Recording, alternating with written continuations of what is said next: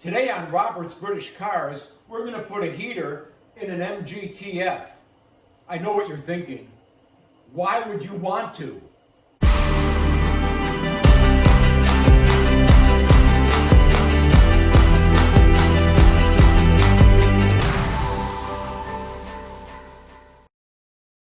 Here's TF3778. It came off the line on March 4th, 1954. It did not have a heater.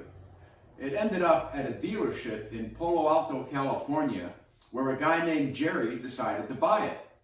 Jerry wanted two options. He wanted an extra set of taillights and a heater. Now, because these heaters were installed at the dealership, there is no one way to install it. There is no blueprint, there is no guide. So I'm kind of making this up as I go along, as usual. And I hope I don't screw it up too badly. When I bought this car, it was a mess. The heater was in a box, it wasn't installed. The hoses just came through the firewall and were laying there inside the car. So I have to figure out how to get the hot water from the engine into this heater and then back to the engine. Okay, let's go under the dashboard here. I've installed this bracket. It's bolted to the bottom of the battery box and it matches up to the back of the heater. So the heater is going to go right above the transmission, and I still have access behind that bracket through the transmission dipstick. The problem is, how do I get the water from the engine into the heater? Well, here's the old X-Pag, and as you can see on the lower radiator hose is a valve and a place for the heater hose to go. Moving over here on the back of the cylinder head, you can see there's another place for a hose to go, and yes, another valve. Now, when I bought the car, right here, there was a big hole cut out. I mean, bigger than the wiper motor hole right here, with two hoses going in there. Now, I would think if you were concerned about a heater, you'd have a smaller hole, because that was a big hole. When I had the car painted, my paint guy welded this up and painted it, and he did such a beautiful job. And now I got to drill holes in it because I have to get two heater hoses through here. So here's my plan. Here's the heater hose, okay? It's just 5/8 heater hose, fits the back of the heater and also fits on the engine. If I drill a hole in my firewall big enough for this heater hose to go through, I'm going to have to use that grommet. If I place that grommet on the car, that's a pretty big hole I'm cutting, because I need two of them. So one there and one here. Man, I just cringe thinking about drilling a hole that big through the car to run the hose. So I came up with another idea. Instead of using that grommet, I'm going to use that grommet. Oh, that makes sense, Bob. You can get this hose through that hole. Well, no, I can't. So I'm not going to use this hose. I'm going to use a piece of copper tubing. As you can see, the copper tubing will fit through the grommet. Yay! And when I look at the area on here, and I put one grommet and another grommet, I got to hold it, you can see that's a much smaller hole to deal with. So that being said, here's the plan. I'm going to take this copper tubing and put it through the hole, so it's going to come up somewhere in this area, right? Now I've got the side of the hood that'll run here, so this may end up inside, to be determined. Then I've got my heater hose that's going to run from there to the copper tubing. Well, like that. and the copper tubing is going to go through the firewall. I can cut these to fit. The other hose is going to go in right here like this, and if I could run through here like that, of course this is going through the firewall, to the cylinder head, a little piece of hose. So that's how I plan on putting these through there. We have to drill holes and then go to the other side and run the hose from this end of the copper tubing to the heater. You know, the more I think about it, the more I think about it, the more I think about it, I just can't bring myself to chop holes in my friend Tori's beautiful bodywork. So we're going to move to plan B. I told you I'm making this up as I go along. There may even be a plan C. I don't know yet. But plan B, I'm going to go straight down in front of the battery, right there behind the cylinder head, and come out inside the car directly behind the heater. Okay, so if you can see, as you can see right down here, behind the cylinder head is a little flat piece. This is going to be right behind the heater. So the hoses should go through there and to the heater, hopefully. Let's get started.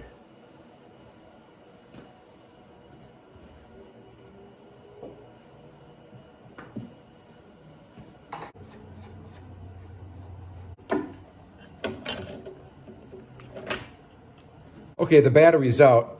We're going to cut the holes right in here someplace. And what I'm going to do is I got a piece of tape sitting here. Here's a good one. Put the tape on your sweatshirt to pick like this, to pick up a little lint or dog hair, and then stick it on the paint. That putting it on your sweatshirt first takes just a little bit of stickiness off the tape.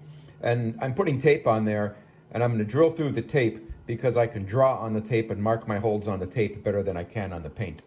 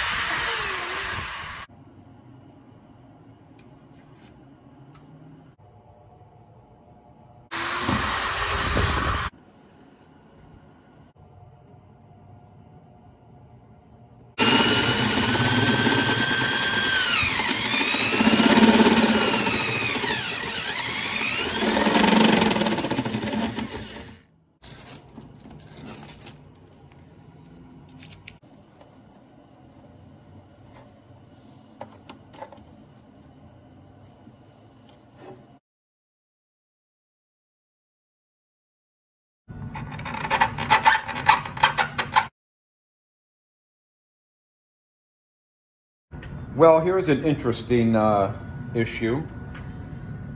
This pipe is going to fit real good right here, okay? This one, we've got the solenoid here and the battery cable.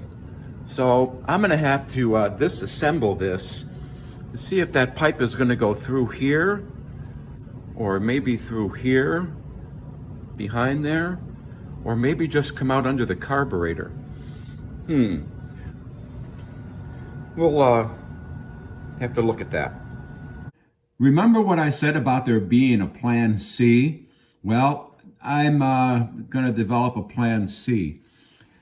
This little elbow I made fits up to the grommet, but it doesn't line up with the valve on the engine because this elbow is too big. So I'm going to get a smaller elbow.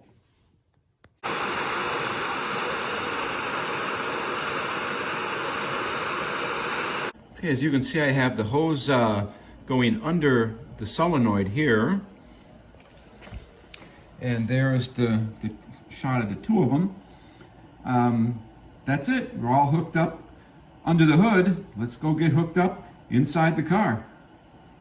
You know, before I put the heater in the car, it occurred to me I need a heater switch. Now, there's a green wire inside the car that's hot with the ignition, so I'm going to use that as a power source.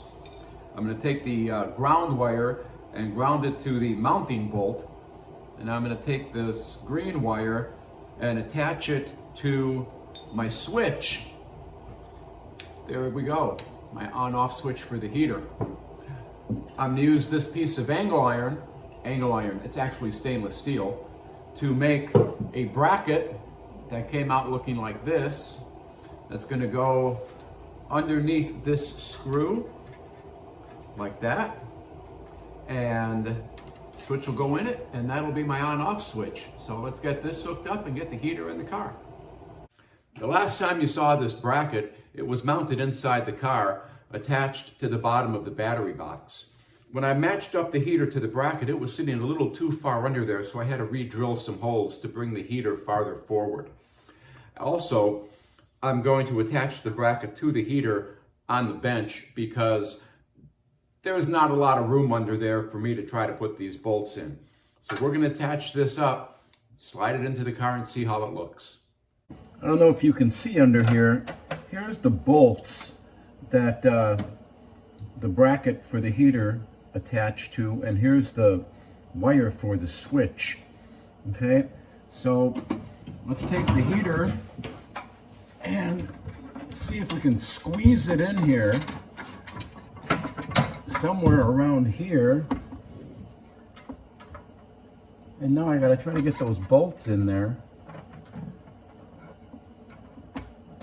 Yeah, this is gonna be easy. I can't see nothing under here.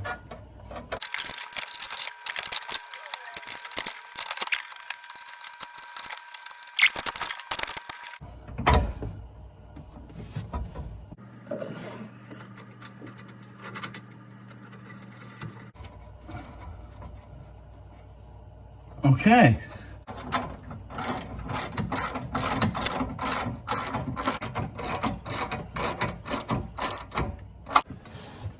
So that's bolted in.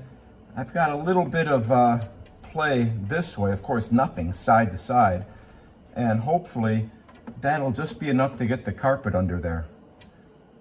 If not, we'll have to take the heater out again. Now another thing that I'm gonna do, you can see up there is the piping coming from the engine, so we have to run hoses from there to the heater. And what I'm going to try to do is make the hoses as long as I can to get under the dashboard and drop this cover. Obviously, I'm going to have to take out the heater. So my plan is for future maintenance or repair to undo those two bolts and take the heater and set it on the passenger side so I can access under the dashboard. Okay, now we have to put the switch on. Okay, so here's the switch. The switch has to go in here. I have to put this wire under that screw. So let's see how this works.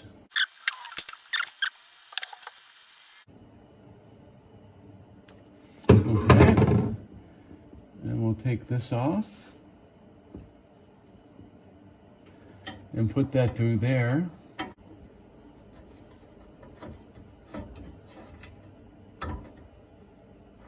Okay. Okay, I'm just going to snug up the nut behind the switch. I suppose now we should see if it works. Okay, here we go. I'm going to turn the key on. I guess the switch was on. And it blows pretty good. Here, I'll hold a paper towel in front of it. One more time.